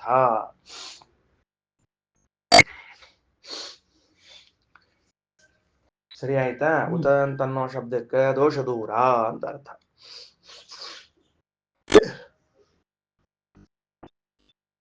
ದೋಷಗಳು ಇಷ್ಟೇ ಅಷ್ಟೇ ಅಂತ ಹೇಳಿಕ್ ಬರೋದಿಲ್ಲ. ಅಲ್ಲಲ್ಲ, ಲೋಕದಲ್ಲಿ ಒಂದು ಎರಡು ದೋಷವ, ಆ ದೋಷಗಳ ಪರಮಾತ್ಮನಲ್ಲಿ ಇಲ್ಲ, ಹಿಂಗಲ್ಲ. ದೋಷಗಳು ಅಂತೇನವ, ಅವು ಎಷ್ಟವ ಅಂತ ನಾವು ಹೇಳಲಾರೆವು. ಅನಂತ ಇರಬಹುದು, ಅನಂತ ದೋಷಗಳಿರಬಹುದು. ಏನಿರ್ಲಿಕ್ಕೆ ಬರೋದಿಲ್ಲ, ಹೇಳಿ ಬರೋದಿಲ್ಲ. ದೇವರಲ್ಲಿ ಒಂದು ಅಂದ್ರೆ ಒಂದೂ ದೋಷವಿಲ್ಲ. ಆದ್ದರಿಂದಾಗಿ ಅವನ ಹೆಸರೇನು ಅಂದ್ರೆ ಉತ ಅಂತ ಹೆಸರು. ಓಕೆನಾ? ಮುಂದೋಗ್ರ ನೋಡ್ರಿ ಏನಂತಾರ. ಸ ಏಷ ಸರ್ವೇಭ್ಯ ಪಾಪ್ಮಭ್ಯೋದಿತ ಉದೇತಿಹ ವೈ ಸರ್ವೇಭ್ಯ ಪಾಪ್ಮೇಭ್ಯೋ ಏವಂ ವೇದ. ನಾವು ಹಿಂಗ ದೇವರ ಉಪಾಸನೆಯನ್ನ ಮಾಡ್ತಿದ್ರ ನಮ್ಮ ಪಾಪಗಳು ಕ್ರಮವಾಗಿ ಕಡಿಮೆಯಾಗ್ತಾ ಹೋಗುತ್ತವೆ. ದೇವರನ್ನ ಉತ ಉತ ಉತ ಎಲ್ಲಿ? ಸೂರ್ಯಮಂಡಲದ ಅಂತರ್ಗತನಾದ ಪರಮಾತ್ಮ ಅಮ ಉತ ಅಮ ಉತ ಪಾಪರಹಿತ ಪಾಪರಹಿತ. ನಿನ್ನೆ ಹೇಳಿದ್ದೆ ಏನಂತ? ಎಲ್ಲಾರನ್ನು ಬಿಟ್ಟು ಒಂದ್ ದಿವ್ಸ ನದಿ ದಂಡಿಗೆ ಹೋಗಿ ಕುತ್ಕೊಂಡು ತಣ್ಣಗ, ನದಿ ದಂಡಿ ಮೇಲೆ ಕುತ್ಮೇಲೆ ತಣ್ಣಗಾಗ್ತೀವಿ ನಾವು. ಅದಕ್ಕೆ ತಣ್ಣಗ ಕೈಯಾಗ ಅರ್ಘ್ಯ ಕೊಡೋ ಕಾಲಕ್ಕೆ ಹಿಡ್ಕೊಂಡು ಸೂರ್ಯನ ಕಡೆಗೆ ಮುಖ ಮಾಡಿ ಸೂರ್ಯಮಂಡಲದಲ್ಲಿ ಏನೇನವ ಅಂತ ಚಿಂತನೆ ಮಾಡ್ತಾ, ಆ ಸೂರ್ಯನ ಕಿರಣಗಳಲ್ಲಿ ಒಂದೊಂದು ಕಿರಣಗಳಲ್ಲಿ ವಾಯುದೇವರಿದ್ದಾರ, ಅದರ ಒಳಗಡೆಗೆ ಪರಮಾತ್ಮನಿದ್ದಾನ ಅಂತ ಚಿಂತನೆ ಮಾಡ್ತಾ ಅಂತ. ಈಗ ಒಂದು ಎಕ್ಸ್ಟ್ರಾ ಏನೇ ಆಡಬೇಕು? ದೋಷರಹಿತ ದೋಷರಹಿತ ದೋಷರಹಿತ ದೋಷರಹಿತ ದೋಷರಹಿತ ಅನ್ನೋ ಚಿಂತನೆ ಮಾಡ್ತಾ ಅರ್ಘ್ಯ ಪ್ರದಾನ ಮಾಡಿಬಿಟ್ರೆ ಅಷ್ಟೇ ಕೆಲಸ. ಮನೆಯಲ್ಲೂ ಮಾಡ್ಲಿಕ್ಕೆ ಬರ್ತದ, ಬರೋದಿಲ್ಲ ಅಂತಲ್ಲ. ಸ್ವಲ್ಪ ಸಂಧ್ಯಾ ವಂದನೆ ಲೇಟ್ ಆಗ್ತದ, ಆದ್ರೂ ಅಡ್ಡಿ ಇಲ್ಲ. ಮಾಡೋದೇ ಒಂದ್ ಸಂಧ್ಯಾ ವಂದನೆ. ಒಂದ್ ಸಂಧ್ಯಾವನೆ ಅಂದ್ರೆ ಒಂದ್ ಹೊತ್ತಿಗೆ ಅಂತ ಅರ್ಥ. ಒಂದ್ ಹೊತ್ತಿಗೆ ಒಂದ್ ಸಂಧ್ಯಾವನೆ ಮಾಡ್ತಿರ್ತೀವಿ. ಆದ್ದರಿಂದ ನೋಡ್ರಿ, ಆದ್ದರಿಂದ ಉತ ಅನ್ನುವಂತಹ ಹೆಸರಿನಿಂದ ಭಗವಂತನ ಚಿಂತನೆಯನ್ನ ಮಾಡಿದರೆ ಅದಕ್ಕೇನ್ ಲಾಭ ಅದ ಅಂದ್ರೆ ದೋಷ ದೂರನಾಗಿದ್ದಾನೆ ಅಂತ ಚಿಂತನೆ. ಯಾರು ಹೀಗೆ ಉದಯತಿ ಹವೈ ಸರ್ವೇಭ್ಯ ಪಾಪ್ಮೇಭ್ಯೋ ಏವಂ ವೇದ, ನಾನು ಹೀಗೆ ತಿಳಿದುಕೊಂಡೆ, ಅವ ದೋಷ ದೂರ ಅನ್ನೋದನ್ನ ಅರ್ಥ ಮಾಡಿಕೊಂಡ್ರೆ ಆಗ ನನಗೂ ಕೂಡ ಪಾಪಗಳು ಪರಿಹಾರವಾಗ್ತದೆ. ಸರಿ. ತಸ್ಯ ಋಚ್ಯ ಸಾಮಚ ಗೇಷ್ಣೌ. ಮುಂದಿನ ಮಾತು ಏನು ಅಂದ್ರ, ಈ ಆದಿತ್ಯನಲ್ಲಿ ಇರುವಂತಹ ಸೂರ್ಯನನ್ನ ಸೂರ್ಯಾಂತರ್ಗತನಾದ ಪರಮಾತ್ಮನ ಕುರಿತು ಇಬ್ಬರು ಗಾಯಕರಿದ್ದಾರಂತೆ, ಗಾನ ಮಾಡ್ಕೋತ್ ಕೂತಿರ್ತಾರಂತೆ ಯಾವಾಗ್ಲೂ ಅವನ್ನ. ಅದಕ್ಕ ಉತ ಗೀತ ಗಾನ ಮಾಡಿದವರು ಉದ್ಗೀತ ಅಂತ ಮಾಡಿಟ್ಬಿಟ್ರಿ ಅದನ್ನ. ಗೇಷ್ಣವ್ ಅಂದ್ರೆ ಗಾಯಕೌ ಅಂತ ಅರ್ಥ ಬರೆದಿಟ್ಕೊಳ್ರಿ. ತಸ್ಯ ಋಚ್ಚ ಸಾಮಚ, ಯಾರವರು? ಋಗಭಿಮಾನಿಯಾದ ಭಾರತೀ ದೇವಿ, ಸಾಮಾಭಿಮಾನಿಯಾದ ಪ್ರಾಣದೇವರು ಗೇಷ್ಣೌ ಗಾಯಕೌ. ಗಾಯನ ಮಾಡ್ತಾ ಇದ್ದಾರ. ತಸ್ಮಾತ್ ಉದ್ಗೀತಸ್ತಸ್ಮಾತ್ ತಸ್ಮಾತು ಏವ ಉದ್ಗಾತ ಏತಸ್ಯ ಹಿ ಗಾತ. ನೋಡ್ರಿ, ಯಾರಾದ್ರೂ ಇಲ್ಲಿ ಯಾರಾದ್ರೂ ಈ ಲೋಕದಲ್ಲಿ ಉದ್ಗಾನವನ್ನ ಮಾಡಿದರೆ, ಸಾಮಗಾನವನ್ನ ಮಾಡಿದರೆ ಆ ಭಗವಂತನ ಉದ್ಗಾನವನ್ನೇ ಮಾಡಿದಂತೆ, ಬೇರೆ ಏನೂ ಅಲ್ಲ. ಮುಂದೆ ಹೋಗೋಣ. ತಸ್ಯ ರುಕ್ಯ ಸಾಮಚ ಗೇಷ್ಣೌ ತಸ್ಮಾದ್ ಉದ್ಗೀತಸ್ತಸ್ಮಾದ್ ಉದ್ಗೀತಃ ತು ಏವ ಉದ್ಗಾತ ಏತಸ್ಯ ಹಿ ಗಾತ. ಲೋಕದಲ್ಲಿ ಯಾರಾದರೂ ಯಜ್ಞ ಮಾಡುವ ಕಾಲದಲ್ಲಿ ಸಾಮಗಾಯನವನ್ನು ಮಾಡಿದರೆ ಆ ಪರಮಾತ್ಮನ ಗಾಯನವನ್ನೇ ಮಾಡಿದರು. ಸ ಏಷಃ ಯೇ ಚ ಅಮುಷ್ಮಾತ್ ಪರಾಂಚೋ ಲೋಕಾಃ ತೇಷಾಂ ಚೇಷ್ಟೆ ದೇವಕಾಮಾನಾಂ ಚೇ ಇತ್ಯಧಿದೈವತಾಂ. ನೋಡ್ರಿ, ಆ ಪರಮಾತ್ಮ ಏನಿದ್ದಾನ, ಉದ್ಗೀತಹಕ್ಯನಾದ ಪರಮಾತ್ಮ, ಅಮುಷ್ಮಾತ್ ಪರಾಂಚೋ ಲೋಕಾಃ, ಈ ಸ್ವರ್ಗ ಲೋಕದಿಂದ ಮೊದಲು ಮಾಡಿಕೊಂಡು ಮೇಲಿನ ಲೋಕಗಳೇನವ ಅಲ್ಲ, ತೇಷಾಂ, ಆ ಲೋಕಗಳಿಗೆ ಇಷ್ಟೇ ಅಧಿಪತಿಯಾಗಿದ್ದಾನೆ. ನೆನಪಾಯ್ತಾ? ಅರ್ಥ ಆಯ್ತಾ? ಅಂದ್ರೆ ಭೂಹು ಭುವಃ ಸ್ವಹ ಮಹಃ ಅಂತ ಮೇಲಿನ ಲೋಕಗಳೇನವಲ್ಲ, ಎಲ್ಲಾ ಲೋಕಗಳಿಗೂ ಅವನು ಅಧಿಪತಿಯಾಗಿದ್ದಾನೆ. ಅಷ್ಟೇ ಅಲ್ಲ, ಈ ಲೋಕಕ್ಕಲ್ಲ, ಆ ಲೋಕಕ್ಕೂ ಹೌದು. ಮತ್ತು ದೇವಕಾಮಾನಾಂಚ ಇಷ್ಟೇ, ದೇವತೆಗಳು ಏನನ್ನ ಬಯಸುತ್ತಾರೋ ಅದನ್ನ ಕೊಡಲು ಸಮರ್ಥನಾಗಿದ್ದಾನೆ. ಸರಿಯಾ? ಅರ್ಥ ಬರ್ಕೊಂಡ್ಬಿಟ್ರೆ ಅದನ್ನ. ದೇವಕಾಮಾನ ಅಂಚ, ದೇವತೆಗಳು ಏನನ್ನ ಬಯಸ್ತಾರ ಅದನ್ನು ಪರಮಾತ್ಮ ಕೊಡ್ತಾನ. ಅಲ್ರಿ ಆಚಾರ, ನೀ ಹಿಂಗ್ ಪಾಠ ಹೇಳಿ ಮತ್ ಹಂಗಾರ ದೇವ್ರು ನಾವು ಕೇಳಿದ್ದನ್ನು ಕೊಡ್ಲಿ ಅಂತ ಅಂದ್ಬಿಡ್ರಿ ನೋಡ ಅಂತ ಅಂದ್ರ, ನಾವು ಕೇಳಿದ್ದು ಕೊಡೋ ಹಂಗಿರ್ಬೇಕಷ್ಟ. ದೇವತೆಗಳು ಕೇಳಿದ್ದು ಕೊಡೋ ಅಂತವಿರ್ತಾವ, ನಾವು ಕೇಳಿದ್ದು ಬ್ಯಾಸರ ಮಾಡ್ಕೊಳ್ಳುವಂತಾವ್ ಇರ್ತಾವ ಅಷ್ಟ. ನಮ್ಮ ನೋಡಿ ಮತ್ ಬಂದ ಇವ ಅಂತ ಹಿಂಗ್ ಕೇಳ್ತಿರ್ತಾನ ದೇವ್ರು. ಅದಕ್ಕೆ 50 ಸಲ ಕೇಳ್ಕೋತ ಹೋದ್ರ ಅವನ್ನ ಎಷ್ಟು ಬ್ಯಾಸರ ಆಗ್ಲಿಕ್ಕಿಲ್ಲ ಅವಂಗೆಲ್ಲರ ಅಂತಾರೆ. ಇವ್ 8 ಸಲ ಬರ್ತಾರ ದಯಾಳಿದೆ ಕೇಳಿದ್ದ ಕೇಳ್ತಾರ ಮತ್ತೆ ಪುಣ್ಯಾತ್ಮ ಅಂತೇಳಿ. ಏನ್ ಕೇಳೋದು ಅಂತ ಕೇಳಬೇಡ್ರಿ ಅಷ್ಟ. ಇರ್ಲಿ ಅಂತೂ ಅದಕ್ಕೆ ದೇವತೆಗಳು ಕೇಳಿದ್ದನ್ನ ಪರಮಾತ್ಮ ಕೊಡ್ತಾನ. ವಿಚಾರ ಮಾಡ್ರಿ. ಅಲ್ಲ, ಯೋಗ್ಯರಾದದನ್ನು ಕೇಳಿದ್ರೆ ನಮಗೂ ಕೊಡ್ತಾನೆ, ಕೊಡುದಿಲ್ಲ ಅಂತಲ್ಲ. ಯಾಕೆ ಹಿಂಗ ಉಪನಿಷತ್ ಹೇಳಿತು? ದೇವತೆಗಳು ಕಾಮಿಸಿದ್ದರ ಕೊಡ್ತಾರ ಅಂದ್ರೆ ಅದು ಎಷ್ಟು ಉತ್ಕೃಷ್ಟವಾದದ್ದನ್ನು ಅವ್ರು ಕಾಮಿಸಿರ್ತಾರ ಅಂತ ಅರ್ಥ ಮಾಡಿಕೊಳ್ರಿ. ದೇವರು ಕೊಡ್ಲಿಕ್ಕೆ ತಯಾರಾಗಬೇಕಾದ್ರೆ ಅದರ ಉತ್ಕೃಷ್ಟತೆ ಎಂಥದ್ದದ ಇದನ್ನ ಅರ್ಥ ಮಾಡ. ಅದರೊಳಗಿನ ಧ್ವನಿ ಅದು ಏನ್ ಒಳಗಿನ ಧ್ವನಿ ಅದು ಅಂದ್ರೆ, ದೇವತೆಗಳು ಏನ್ ಕೇಳ್ತಾರೆ ಕೊಟ್ಬಿಡ್ತಾನ. ಅದನ್ನ ಯಾಕೆ ಅವ್ರು ಕೇಳಿ ಕೊಡ್ತಾನ ಅಂದ್ರೆ ಅಂಥದ್ದು ಕೇಳ್ಯಾರ ಅವ್ರು, ಅಂತಹ ಶ್ರೇಷ್ಠವಾದ ಪದಾರ್ಥ ಕೇಳ್ಯಾರ ಅವ್ರು. ಆಯ್ತಾ? ಸರಿ, ಈಗ ಇದಕ್ಕೆ ಭಾಷ್ಯ ನೋಡ್ಬಿಡ್ರಿ, ಮುಗಿಸೋಣ ಅಂತ ಪಾಠ. ವಾಗಾದಿಶ್ವೇವ ಮೇವೈತೌ ವಾಕ್ಪ್ರಾಣೌ ಸರ್ವದಾ ಸ್ಥಿತೌ ಬಂತೀಗ. ಇದೇ ರೀತಿಯಾಗಿ ಈಗೇನಾಗಿದೆ ಇದು, ಸಾರಿ, ಇದು ಸತ್ತತ್ವ ಅಂತ ಏನೋ ನೋಡ್ರಿ, ಇದು ಆಕ್ಚುಲಿ ಮುಂದಿನ ಪುಟದಾಗಿದ್ದಕ್ಕೆ ಭಾಷ್ಯ. ಅದು ಶ್ರೋತ್ರ ವಾಗಾತ್ಮ ಇವೆಲ್ಲ ಮುಂದೆ ಬರೋದದ ಕೆಳಗಡೆಗೆ. ಅಥ ಅಧ್ಯಾತ್ಮಂ ವಾಗೇ ವರ್ಕ್ ಪ್ರಾಣಸಾಮ ಅಂತ ಅಲ್ಲೇ 294ನೇ ಪುಟದಲ್ಲಿ ಕೆಳಗದ. ಅದಕ್ಕೇನ್ ಮಾಡ್ರೆ, ಮೊದಲು ಭಾಷ್ಯ ಬಂದ್ಬಿಟ್ಟದ, ಆಮೇಲೆ ಉಪನಿಷತ್ ಬಂದದ. ಇಷ್ಟೇ ಆದ ವಿಷಯ. ಇರ್ಲಿ, ಅದನ್ನ ಮುಂದೆ ಹೇಳೋ ಕಾಲಕ್ಕೆ ಮತ್ತೆ ಹೇಳ್ತೀನಿ. ಈಗ ಭಾಷ್ಯ ತಿಳ್ಕೊಂಡ್ಬಿಡ್ರಿ. ವಾಗಾದಿಶ್ವೇವ, ಈಗ ನೋಡ್ರಿ, ಅಧ್ಯಾತ್ಮದಲ್ಲಿ ವಾಕ್, ಚಕ್ಷು, ಶ್ರೋತ್ರ, ಅಕ್ಷ್ಣ ಇವುಗಳೇನವ, ಇವುಗಳಲ್ಲೂ ಕೂಡ ಯಥಾ ಪ್ರಕಾರ ಭಾರತಿ ಪ್ರಾಣ ಇದ್ದಾರೆ. ಹೆಂಗ್ ಹೊರಗಡೆಗೆ ಅಧಿದೈವದಲ್ಲಿ ಓದ್ಕೊಂಡು ಬಂದಿದ್ದೀವಿ, ಹಂಗೀಗ ಅಧ್ಯಾತ್ಮದಲ್ಲಿ ನೋಡಬೇಕು. ಅದನ್ನ ಬರೆಸ್ತೀನಿ, ಅಧ್ಯಾತ್ಮದಲ್ಲಿ ಇದ್ದದನ್ನು ಬರೆಸ್ತೀನಿ. ಸದ್ಯಕ್ಕೆ ಇಷ್ಟು ಹಿಂಟ್ ಕೊಟ್ಟಿನ ಅಷ್ಟೇ. ಈಗ ಏನಂತ ಸೂಚನಾ ನೆನಪಿಟ್ಟುಕೊಳ್ರಿ. ವಾಗಾದಿಶ್ವೇವೇವ ಏತೌ, ಈ ವಾಕ್ ಮತ್ತ ಚಕ್ಷು, ಶ್ರೋತ್ರ, ಅಕ್ಷ್ಣ ಇವುಗಳಲ್ಲೂ ಕೂಡ ಇವರೇ ವಾಕ್ ಪ್ರಾಣವು ಸರ್ವದಾ ಸ್ಥಿತವು. ವಾಗಭಿಮಾನಿಗಳಾದ ವಾಗಭಿಮಾನಿಯಾದ ಭಾರತೀ ದೇವಿ ಮತ್ತು ಮುಖ್ಯ ಪ್ರಾಣದೇವರು ಇದ್ದಾರೆ. ತಯೋರಂತಸ್ಥಿತ ವಿಷ್ಣು, ಅವರಲ್ಲಿ ಇದ್ದವನು ಪರಮಾತ್ಮನಿದ್ದಾನೆ. ಗಾಯಕೋ ತಸ್ಯತಾ ಉಭೌ, ಆ ಪರಮಾತ್ಮನ ಗಾಯನವನ್ನ ಮಾಡ್ತಾರೆ ಅವರಿಬ್ರು. ರುಕ್ಸಾಮಾಭ್ಯಾಂಸ ಉನ್ನಾಮ ಪಾಪಶ್ಚ ಪಾಪೋದ್ಗತೋಶ್ಚ ಏವಚ, ಅವರು ರುಕ್ಸಾಮ ಎಂಬ ಹೆಸರಿನಿಂದ ಆ ಪರಮಾತ್ಮನ ಗಾಯನವನ್ನು ಮಾಡ್ತಾರೆ. ಸ ಉನ್ನಾಮ, ಅವನ ಹೆಸರೇನು? ಉತ. ಯಾಕ? ಪಾಪೋದ್ಗತಶ್ಚ ಉಚ್ಚ ಏವಚ, ಪಾಪರಹಿತನಾಗಿದ್ದಾನೆ, ಉತ್ತಮನಾಗಿದ್ದಾನೆ ಇತ್ಯಾದಿ ಸತ್ತತ್ವೇ. ಸರಿ, ಈಗ ಇದು ಯಾವ ಶಬ್ದದ ಅರ್ಥ ಬಂತು ಅಂದ್ರೆ ಉದ್ಗೀತ ಅನ್ನೋ ಶಬ್ದದ ಅರ್ಥ ಬಂತು. ಯಾಕ? ಉತ ಅಂದ್ರೆ ಪಾಪದಿಂದ ಉದ್ಗಮನ, ಉಚ್ಚ ಎರಡೂ ಉತ್ತಾಗ್ಯಾನ. ಗೀತ ಅಂದ್ರೆ ಗಾಯನ ಮಾಡಲ್ಪಡ್ತಾನ, ಹೀಗೆಂದು ಗಾಯನ ಮಾಡಲ್ಪಡ್ತಾನಾದ್ದರಿಂದ ಉದ್ಗೀತ. ಇನ್ನ ಕಪ್ಯಾಸ ರಕ್ತ ಪದ್ಮಾಕ್ಷ ಸೂರ್ಯಗಶ್ಚಾಕ್ಷಿಗಶ್ಚ ಸಹ ಮುಂದಿನ ಉಪನಿಷತ್ ಸೇರ್ಕೊಂಡು ಬಂದದ. ಅದರಿಂದ ಕಪ್ಯಾಸ ರಕ್ತ ಪದ್ಮಾಕ್ಷ ಕಮಲದ ಸಾರಿ ಸರೋವರದ ನೀರನ್ನು ಕುಡಿಯುತ್ತಾ ಇರುವ ಕೆಂಪು ಕಮಲದಂತೆ ಕಣ್ಣಿರುವ ಸೂರ್ಯಗಶ್ಚ ಅಕ್ಷಿಗಶ್ಚ ಅವನು ಯಾರವನು ಸೂರ್ಯನಲ್ಲೂ ಇದ್ದವನು ನಮ್ಮ ಕಣ್ಣಿನಲ್ಲೂ ಇದ್ದವನು ಸಹ. ಗಾಯಕ ತಸ್ಯ ವಿಷ್ಣೋ ಯಹ ಅವರನ್ನ ಗಾಯನವನ್ನ ಮಾಡ್ತಾ ಇದ್ದಾರೆ. ಸ ಸ್ವರ್ಗ್ಯಾಂಶ್ಚ ನಿರ್ಲೋಕಗಾನ್ ಕಾಮಾನ್ ದದ್ಯಾತ್ ಈಗ ತಸ್ಯ ವಿಷ್ಣೋ ಗಾಯಕ ಒಂದು ವೇಳೆ ಇಂಥ ಪರಮಾತ್ಮನನ್ನ ಕುರಿತು ಗಾಯನವನ್ನ ಮಾಡ್ತಾ ಇದ್ದರೆ ಉದ್ಗಾನವನ್ನ ಮಾಡ್ತಿದ್ದಾರೆ. ಉದಾಹರಣೆಗೆ ವಾಯುದೇವರಿದ್ದಾರೆ. ಆ ವಾಯುದೇವರು ಈ ಸೂರ್ಯಾಂತರ್ಗತನಾದ ಏತಾದೃಶ ಮಹಿಮಾ ವಿಶಿಷ್ಟನಾದ ಪರಮಾತ್ಮನ ಗಾನ ಮಾಡಿದರೆ ಸಹ ಅವನು ಸ್ವರ್ಗ್ಯಾಂಶ್ಚ ನಿರ್ಲೋಕಗಾನ್ ಕಾಮಾನ್ ದದ್ಯಾತ್ ಸ್ವರ್ಗದಲ್ಲಿರಬಹುದು ಮನುಷ್ಯ ಲೋಕದಲ್ಲಿರಬಹುದು ಇಬ್ಬರಿಗೂ ಕೂಡ ಕಾಮಿತ ಪದಾರ್ಥಗಳನ್ನ ಕೊಡ್ತಾನೆ. ಪರಮಾತ್ಮ ಕೊಡ್ತಾನಂತಲ್ಲ, ಪರಮಾತ್ಮನನ್ನ ತಿಳಿದು ಉದ್ಗಾನವನ್ನ ಮಾಡುವ ವ್ಯಕ್ತಿಯೂ ಕೊಡಬಲ್ಲ. ಇದು ಯಾರು ದೇವತೆಯಾಗಿದ್ರೆ.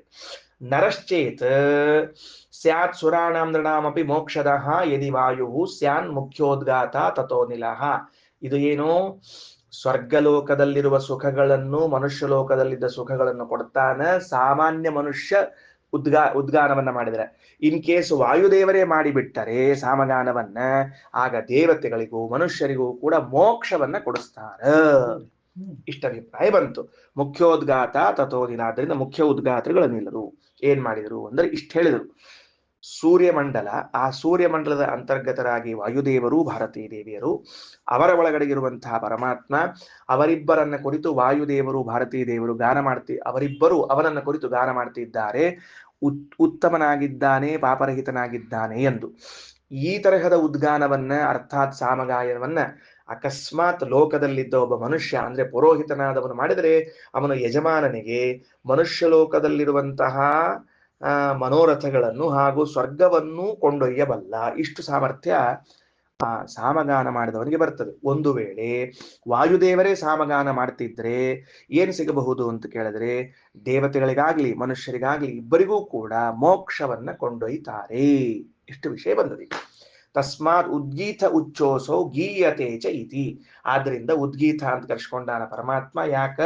ಉಚ್ಚ ಗೀಯ, ಉತ್ತಮನಾಗಿದ್ದು ಗಾನ ಮಾಡಲ್ಪಡ್ತಾನ ಎಂದು ತಿಳ್ಕೊಂಡು. ಸರಿ ಆಯ್ತಾ? ವಿಷಯ ತಿಳಿತೀಗ. ಇನ್ನ ಅಥ ಅಧ್ಯಾತ್ಮಂ ಅಂತ ಪ್ರಾರಂಭ ಆಯ್ತೀಗ. ಸರಿನಾ? ಅಧ್ಯಾತ್ಮದಲ್ಲಿ ಹೋಗೋಣಂತ. ಏನಂತಾರ ಬರೆದುಕೊಳ್ರಿ. ಏನು?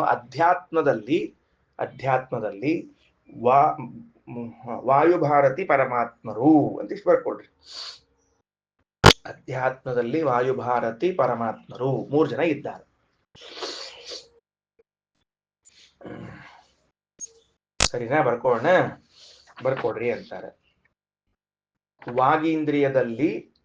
ವಾಗೀಂದ್ರಿಯದಲ್ಲಿ ಸರಸ್ವತಿ ಅಥವಾ ಭಾರತಿ, ಶ್ವಾಸದಲ್ಲಿ ವಾಯು, ಏನಾಯ್ತು? ವಾಗೀಂದ್ರಿಯದಲ್ಲಿ ಭಾರತಿ, ಶ್ವಾಸದಲ್ಲಿ ಪ್ರಾಣದೇವರು. ಆಯ್ತಾ? ಮುಂದ ಕಣ್ಣಿನಲ್ಲಿ ಸರಸ್ವತಿ, ಜೀವನಲ್ಲಿ ಪ್ರಾಣ.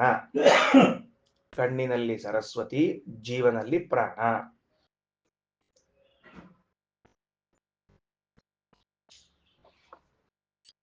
ಶ್ರವಣದಲ್ಲಿ ಸರಸ್ವತಿ, ಮನಸ್ಸಿನಲ್ಲಿ ವಾಯು.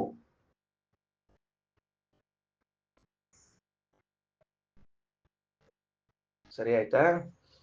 ಕಣ್ಣಿನಲ್ಲಿ ಇದೇನಲ್ಲಿ ಬಂತಿಗದು. ಶ್ರವಣದಲ್ಲಿ ಸರಸ್ವತಿ, ಮನಸ್ಸಿನಲ್ಲಿ ವಾಯು. ಕಣ್ಣಿನಲ್ಲಿರುವ ಬಿಳಿ ವರ್ಣದಲ್ಲಿ ಸರಸ್ವತಿ, ಕಪ್ಪು ವರ್ಣದಲ್ಲಿ ವಾಯು.